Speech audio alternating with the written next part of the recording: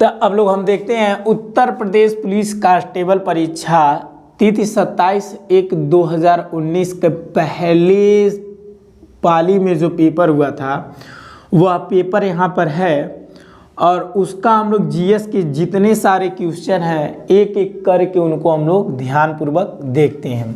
तो यहाँ पर पहला क्वेश्चन जो था, नवंबर 2018 में किस भारतीय राज्य की विधानसभा भंग कर दी गई थी?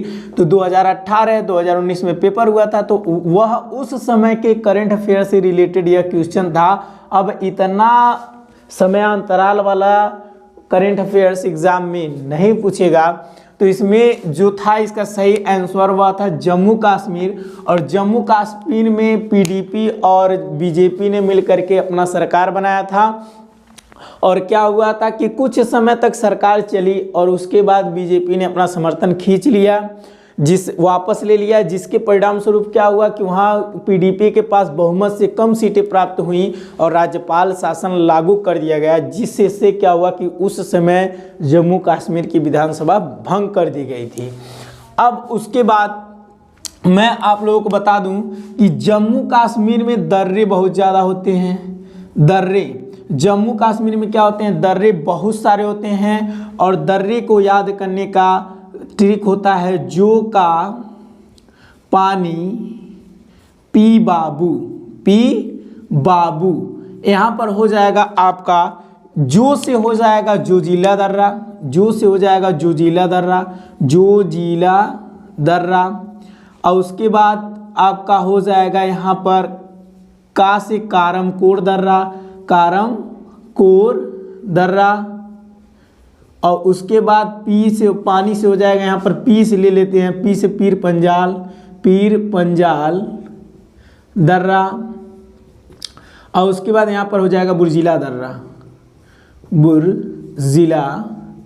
दर्रा।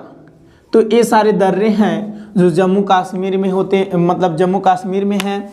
और उसके बाद यहाँ पर अगला क्वेश्चन है कि महाधमनी के शीर्ष पर शुरू होती है। तो महाधमनी जो होती है हृदय के बाएं नीले से शुरू होती है और यह शरीर की सबसे बड़ी धमनी मानी जाती है। इसका कार्य जो है ऑक्सीजन युक्त रक्त को ऊतकों तक पहुँचाना।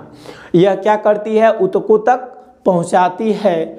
और इसके बाद अगर इसको देखा जाए तो इसको हम 4 भागों में रख करके बांट सकते हैं। तो इसका होता है बाएं नीले से स्टार्ट होती है।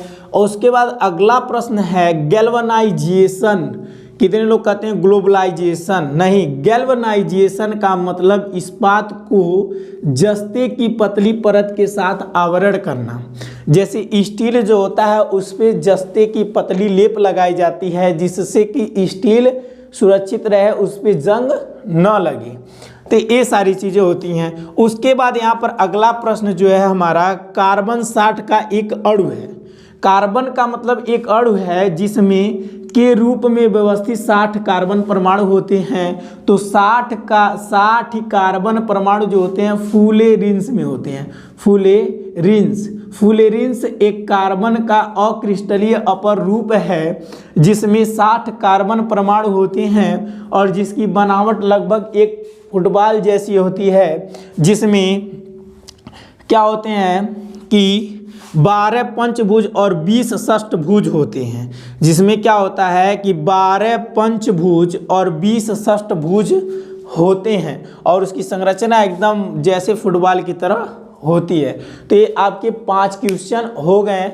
अब इसके बाद हम लोग अगला क्वेश्चन देखते हैं। इसको हमको रफ करना है, उसके बाद इसको मिटा करके दोबारा सवाल लिखने हैं, उसके बाद आप तक पहुंचाना है। तो अब इसके बाद देखिए अगला सवाल है प्रश्न नंबर 5 कि सर्वोत्तम गुणवत्ता वाला कोयला जिसमें 80 से 95% कार्बन होता है वह है।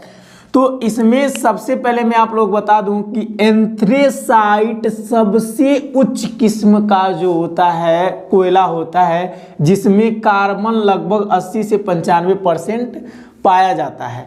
अगर इसके लिए आपको याद करना हो तो मैं आपको यहाँ पर एक ट्रिक बताता हूँ। AVLP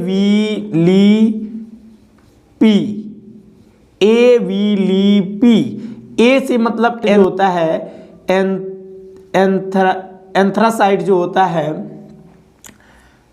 anthracite anthracite. एंथ्रासाइट में क्या होता है, लगभग 80 से 95% कार्बन होता है। उसके बाद बिटुमिनस होता है,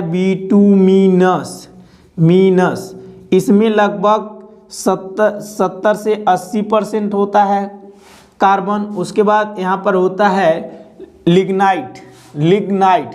इसमें लिग्नाइट में क्या होता है, यहाँ पर ट्रिक हमने आपको लिख दिया है, AVLP। यहाँ पर A मतलब एंथ्रासाइट, B मतलब बिटुमिनस, ली मतलब लिग्नाइट, और उसके बाद यहाँ पर है पिटमै।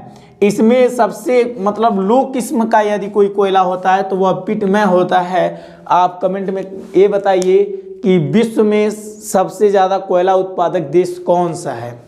तो विश्व में सबसे ज़्यादा कोयला उत्पादक देश कौन सा है, मैं आप लोगों को बता देता हूं कि भारत विश्व में कोयला उत्पादक में अपना 5वां स्थान रखता है। 2020 में उसने 729 मिलियन टन कोयला उत्पादन करके पूरे विश्व में 5वां स्थान कायम किया। तो ये सारी चीज़ें हो गई। उसके बाद है यहाँ पर खाली स्थान छोड़ा है, और उसके बाद को छोड़कर निम्नलिखित सभी संघनन बहुलक होते हैं। संघनन बहुलक जो होते हैं, संघनन बहुलक क्या होते हैं, संघनन बहुलक क्या होता है, जब एकल अणु परस्पर संयोग करके उच्च यौगिक में कन्वर्ट हो जाते हैं, और उस क्रिया के परिणाम स्वरूप क्या होता है कि मतलब H2O या जल या HN3 अमोनिया या फिर HCl का निष्कासन करते हैं, तो उसे संघनन बहुलक कहते हैं। और संघनन बहुलक में जो होता है, यहाँ पर पॉलिएस्टर भी एकल मतलब AB है, मतलब AB क्रिया करता है। ए पॉलीप्रोपोलीन ये नहीं है, ये संघनन बहुलक नहीं है। बाकी पॉलीएमाइड जो है ये भी संघनन बहुलक है। पॉलीकार्बोनेट ये भी जो है आपका संघनन बहुलक है। उसके बाद अगला सवाल जो कह रहा है कि भारतीय प्रौद्योगिकी संस्थान कानपुर ने में एक कार्यालय बनाया है, जहां पूर्व छात्र संजीव खोसला को स्थान का विदेशी दूत नियुक्त किया है। तो वह जो कानपुर भारतीय प्रौद्योगिकी संस्थान जो कानपुर था, वह अपना नया कार्यालय जो स्थापित किया वह था न्यूयॉर्क में स्थापित किया था। और जिसका जो विदेशी दूत थे वह वहीं के छात्र थे, संजीव खोसला। तो ये सारी चीज़ें आपकी